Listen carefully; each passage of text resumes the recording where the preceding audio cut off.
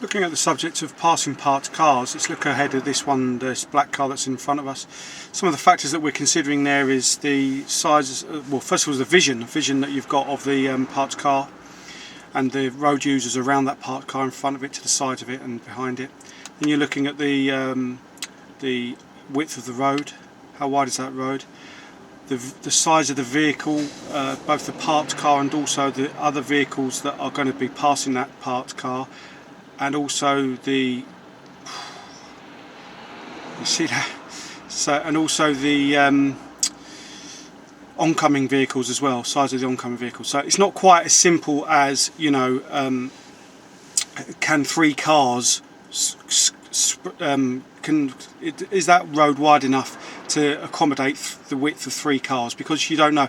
Looking ahead there, we've got a bus stop on the right hand side where that car's just stopped, and so we could get buses coming along there, as well as the dustbin is there, so dustbin lorry we could. So it's not simple enough as you can see from that there actually it is wide enough for 3 vehicles, so that has a bearing on things. And also, so we've got vision, we've got the width of the road, we've got the width of our vehicle that we're intending to pass the car, and we've got to consider about other road users. And by that I mean things like, is there somebody in that black car? Is the driver's door about to open? Because, you know, what clearance do we need to give on that parked car so that if that does happen, we've got it, we're not going to be hitting the door. And you know, there's lots of other considerations that have to be thought about, like motorbikes coming this way as we're intending to pass it, and who's got priority. That's an interesting one. Who's got priority? Because by going past that parked car there, let's look at this vehicle here. By going past this black car, you see how it's on the right hand side of the road, so it's in the other, it's on the oncoming lane there.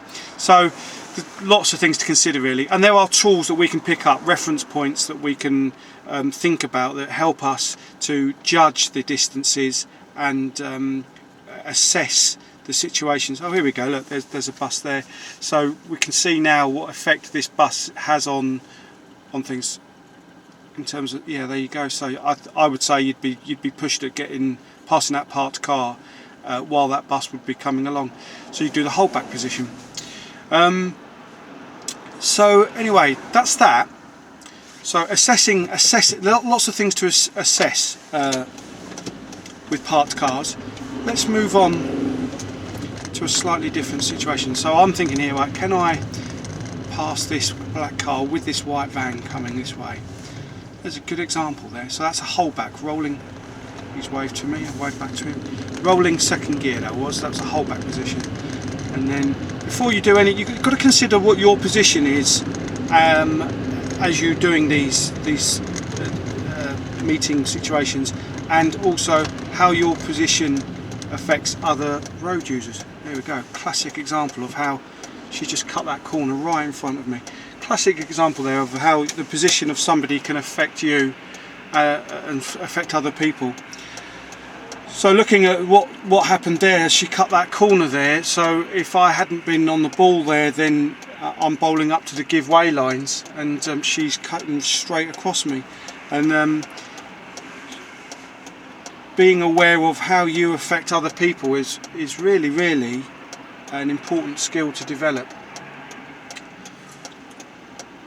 So looking right and left here, this is an extremely busy junction. We've got lots of vehicles, many vehicles turning right and left, buses, all kinds of vehicles here.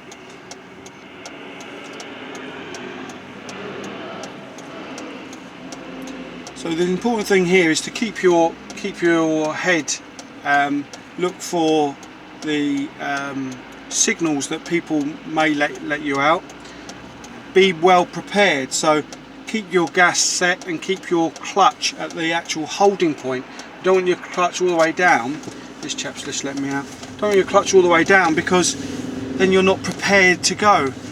In these situations where you're waiting for people, waiting for an opportunity, it's essential that you are fully prepared. The vehicle is prepared to go when you want it to go after you've made your judgment call.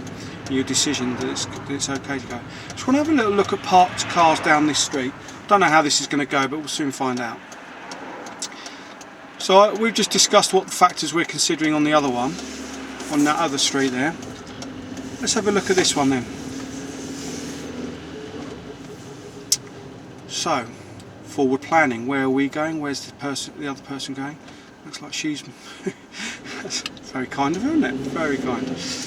So, what we have to look at here is the clearance. I'll just give her a wave. The clearance that we can make on these cars is that much tighter now. So this is how we're developing this skill that we're picking up.